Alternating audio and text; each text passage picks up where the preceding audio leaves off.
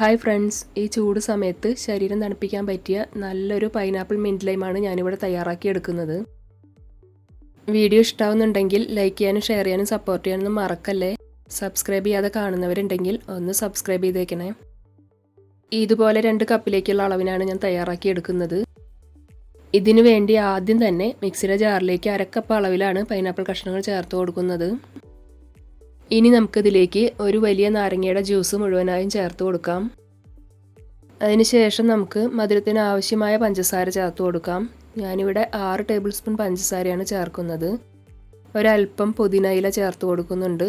നല്ല ഫ്രഷായ പുതിനയില തന്നെ എടുക്കാൻ ശ്രദ്ധിക്കുക. ജ്യൂസ് ഗ്ലാസിൻ്റെ 1 ഗ്ലാസ് അളവിലാണ് തണുത്ത വെള്ളം ഇതിലേക്ക് ഒഴിച്ചു കൊടുക്കുന്നത്. എന്നിട്ട് നല്ലതുപോലെ ഒന്ന് അടിച്ചെടുത്ത് ഒന്ന് അരിച്ചെടുക്കാം.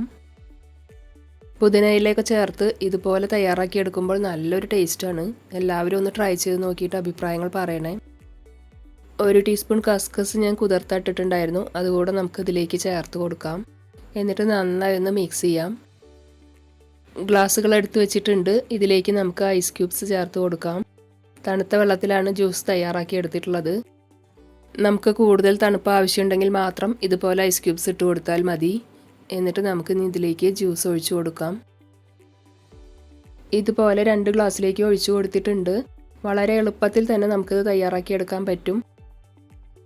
ഇനി ഇതിന് മുകളിലേക്ക് ഓരോ പുതിനയില കൂടെ വെച്ച് കൊടുത്ത് നമുക്കിത് സെർവ് ചെയ്യാവുന്നതാണ്. ഇനി സിമ്പിളായ വേറൊരു വീഡിയോയിൽ കാണാം. Okay, thank you.